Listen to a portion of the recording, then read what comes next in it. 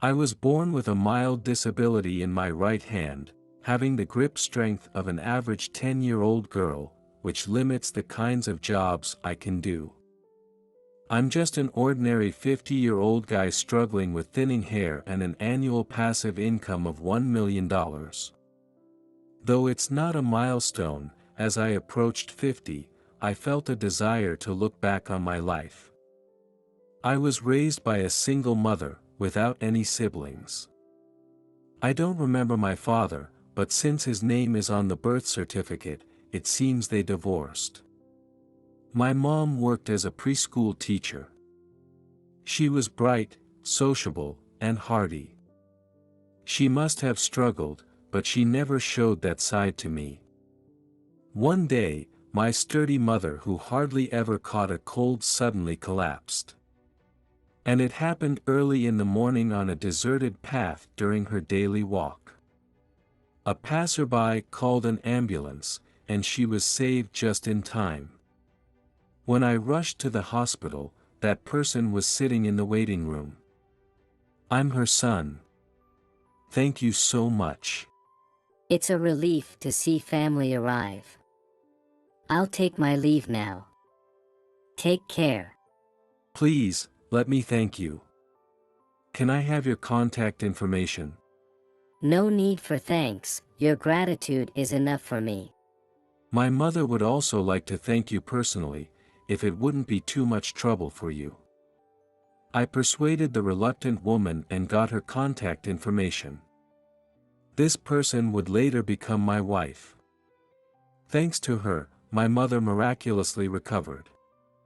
There were no lingering effects, and she was able to return to work 4 months later.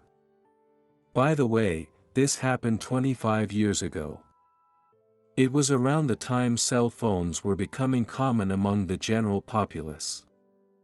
As soon as her discharge was decided, my mom was eager to thank Sarah, the woman who'd helped her. I tried the phone number we had. "Is this Sarah?" "This is John. My mother is getting discharged. Congratulations. We planned to bring a box of sweets, but Sarah ended up coming to our house. My mom, who loves to host, went all out preparing her signature dishes. Thank you for inviting me. Please come in. I'm sorry, our place is a bit cramped." Sarah didn't leave a bite of my mom's cooking. My mom was thrilled to see her hearty appetite. My mom and Sarah hit it off and she started visiting often. At that time, I was 25 years old and Sarah was 23. I worked in clerical jobs. I wasn't smart and strong enough for much else. The pay wasn't great, but the company was understanding of my physical condition, so I had no complaints. Sarah and I started dating somehow and got married a year later. She wasn't a beauty, but she was charming. Above all, I was grateful for how much she cared for my mom. We had a child right after getting married. This is our only daughter, Emily. We couldn't afford luxuries on my modest salary, but we lived a contented life. It happened on Emily's 5th birthday. We saw a line at the lottery ticket booth while coming back from shopping. I decided to try my luck by buying 30 of them. And lo and behold, I hit the third prize of $10,000. The moment we found out about the win on the website, my wife and I pinched each other's cheeks, thinking it was a dream. My wife and I discussed it and decided to give the entire amount to my mom.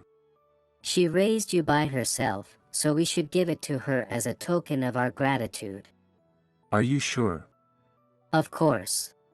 When we told my mom, she said the same thing as my wife. Just having your gratitude is enough. Give the money to your wife. It's thanks to her that I'm healthy and able to work. Spoil her a bit for once.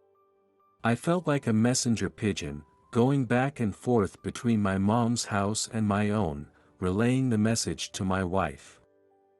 This is a message from my mom. Thanks for everything. You can use it however you like." Saying that, I handed the bankbook to my wife. Sarah stared at the bankbook for a while and then suddenly burst into tears. "What? What's wrong?" In my confusion, I couldn't understand the reason behind her tears. I have a lifetime request. "Yeah, what is it?" I want to get plastic surgery. "Plastic surgery?" I was at a loss for words, not expecting that response. It's wrong to use it for something like that, isn't it? But, if you would allow it, please let me have the surgery.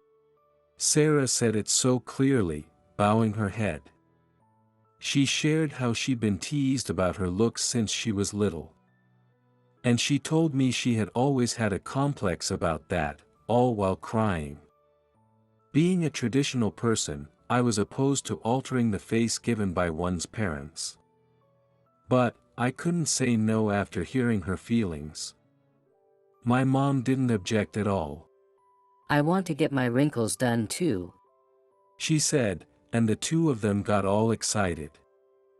And so, Sarah underwent her long-desired major facial reconstruction. When she came home, our daughter started crying. She had become so beautiful, it was unrecognizable. Medical technology is amazing. But I would regret this decision for the rest of my life. With her new face and newfound confidence, Sarah also dieted and acquired a top-notch appearance. Her personality changed too. She became irritable, and her lifestyle became disorderly. Even her socializing at work changed, coming home late and all. Dad, Mom's been acting strange lately. Mom was better before. My daughter whispered this so her mother wouldn't hear, and it pierced my heart. I understand that your job is tough, but don't make Emily feel lonely. What? What do you know? I'm working this much because your salary is so low. Sarah was working part-time at a drugstore for $8.70 an hour. It's all your fault. With your low salary that never increases. Meanwhile, everyone else's wives don't work, enjoying luxury on their husbands' salaries. Money, money, money, you sound like a money grubber. You've changed since the surgery. If I had this face earlier, I wouldn't have married you. By the way, the $1 million is from licensing fees. It's like for patents. It's money paid to the patent holder for the use of a product.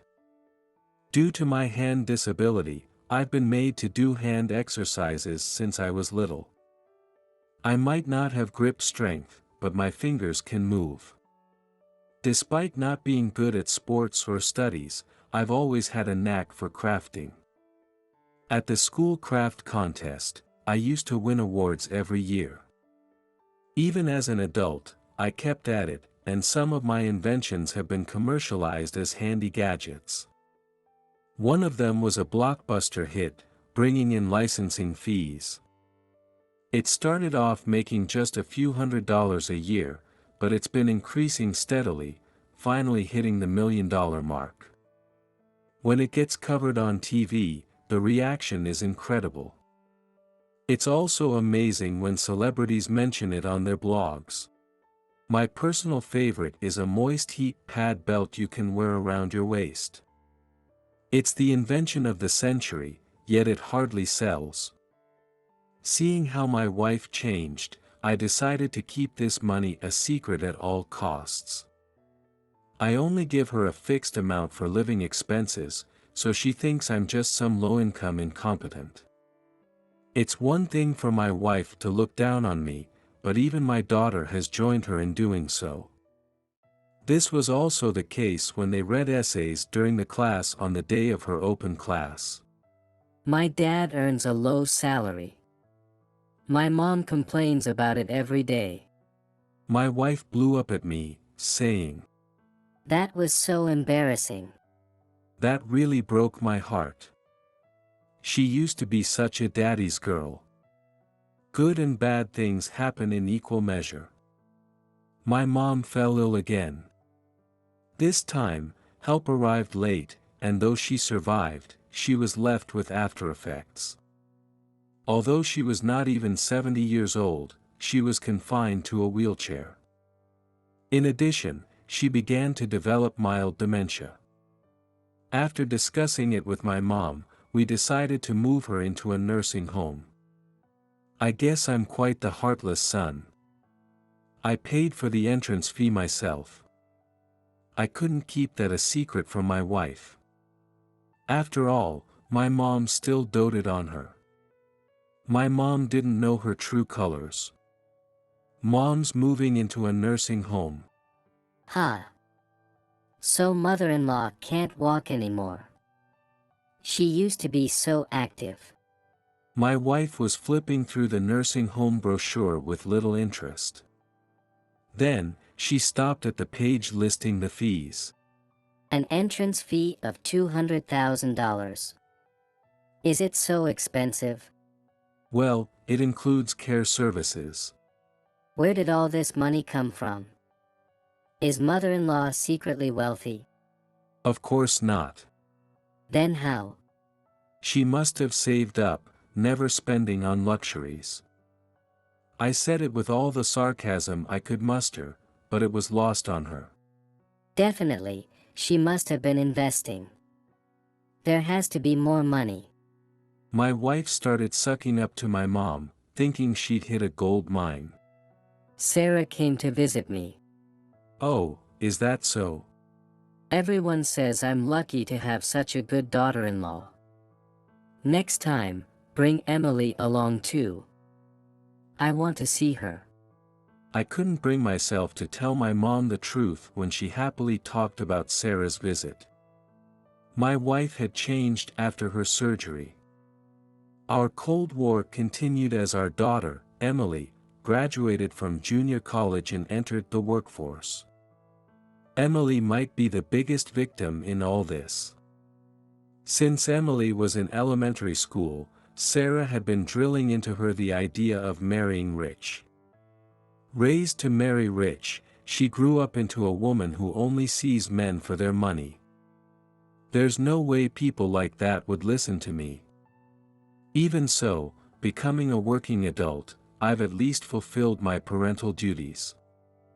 I'm starting to realistically consider dissolving this hollow family through divorce. Right when I was determined to divorce, my mom passed away while living in the facility. She fell from her bed and hit her head. She was only 75 years old and it was an all too sudden end. Right after my mom's funeral, my wife was the first to speak. So, where are the bank book and the insurance policies? How are they? Hurry up and show them. Are you not ashamed of yourself? Ashamed? Don't make me laugh. What do you think I've been putting up with all this time? I've been waiting for your mother's inheritance. She turned out to be tougher than I thought. I was getting tired of waiting. I couldn't forgive her vile words and ended up slapping her. Ouch, what the hell are you doing? Shut up, get out now. We're getting divorced. That's my line. I came here today to say just that. Emily's getting married. You're no longer needed, don't ever get involved again. Are you still talking like that? Emily's fiancé is a young CEO, 30 years old, with an annual turnover of $1 billion. He started his company with the money he saved from investing. He is nothing like you, a god of poverty. He's taking us on his private jet to Dubai next. Right, Emily? Yeah. Mom's boyfriend is coming too, all four of us. Wait, do you have a boyfriend? I thought this was all for Emily's marriage. Or are you aiming for Emily's leftovers? If that's the case, add high income and seniors welcome to your criteria. Who's a senior? I'm still in the game. Fine by me. It's none of my business, do whatever you want. Anyway, we're cutting ties. Alimony will be handled through lawyers. Why should I pay alimony? Who pays whose alimony? You'll be paying me alimony. For life. Are you going to get monthly support from someone you hate so much? Are you a masochist? You're insane. I completely agree with the divorce, so let's proceed with the procedure quickly. I'll find a lawyer too, you better find one fast. All communication should be through lawyers. Direct contact is not allowed. I'll be the one demanding alimony. I've suffered mental anguish for decades. That's my line.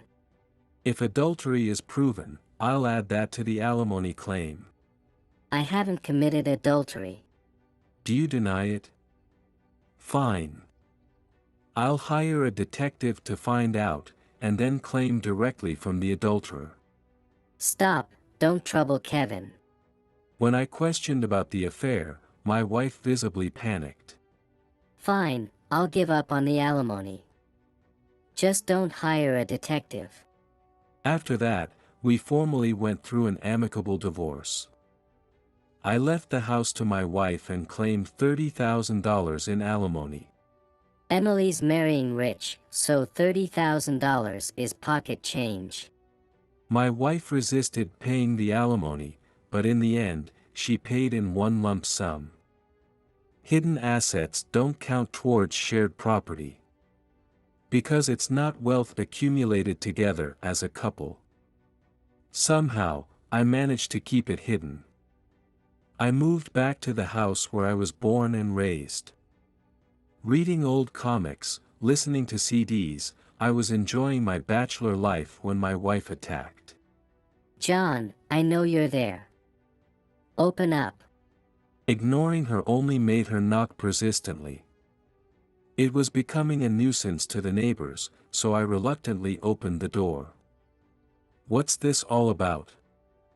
I'll call the police. It's a disaster. I need money.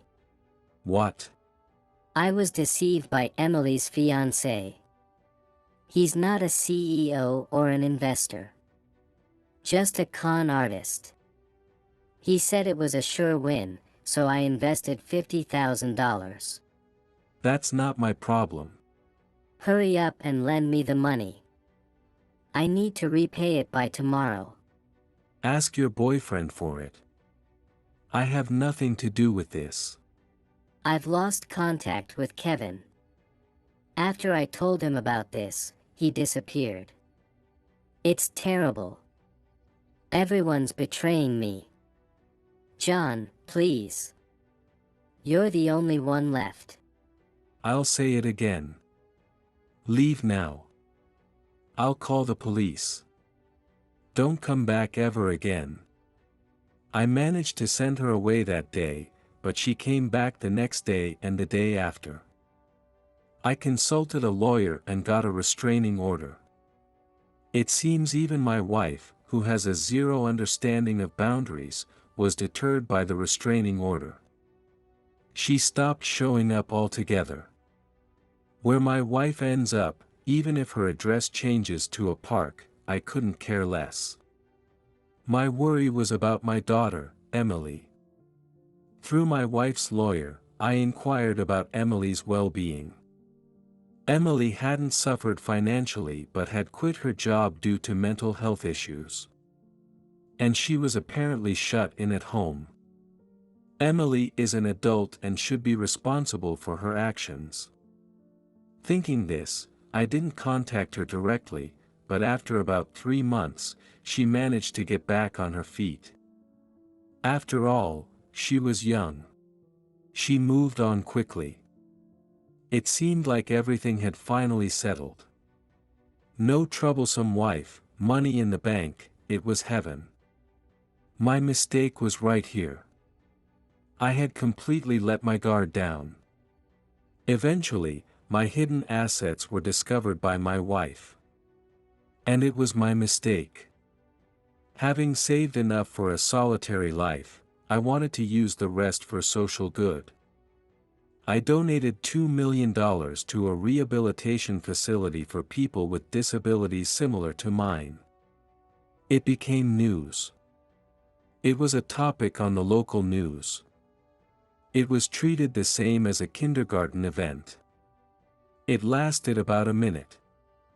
The person I least wanted to watch it found it. Returning from work, I was ambushed and kidnapped by 3 men. They took me to a club's private room. Besides the men who kidnapped me, there was one man who seemed to be the boss. As a middle-aged man who's lived a conflict-free life, I thought I was done for at that moment. I clutched my mother's keepsake tightly in my hand. So you're John. The boss-like man peered into my face. You look older than in the photos. I've got no personal beef with you, but I've been asked by someone. Don't take it personally. Hiding millions from your wife, huh? For someone who looks so upright, you're pretty bold. Isn't it supposed to be split 50-50 between spouses? You learned that in kindergarten, right? Share nicely. That's my sole property. My wife doesn't have a right to a penny of it. To talk back in this situation, you've got guts. How about this then? At the man's signal, the others lunged at me all at once. I was kicked relentlessly in the stomach with pointed shoes and punched in the face, becoming like a piece of Swiss cheese. As my consciousness faded, I heard the sound of an ambulance.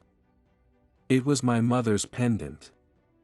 A pendant with an emergency alert system I had given to my mother, who lived alone. When I gripped it, resigned to my fate, the emergency alert was triggered, and an ambulance came. It was something my mother always wore, and even though I thought I wouldn't need it, I had it on me. I never imagined it would come in handy like this. The police came to the hospital, and I recounted the whole incident. The men were already arrested on the spot, and my wife was arrested as the instigator for hiring them to assault me. When I saw my wife's face on the news of her arrest, she was unrecognizable. Her face had undergone a complete makeover. Following my wife's arrest, I contacted my daughter, Emily. After not seeing her for a long time, my daughter looked at me. I'm really sorry for everything that's happened. I know I may not be forgiven, but I always wanted to apologize. And she bowed her head in apology. While immediate reconciliation with my daughter might not be possible, perhaps things might change over time.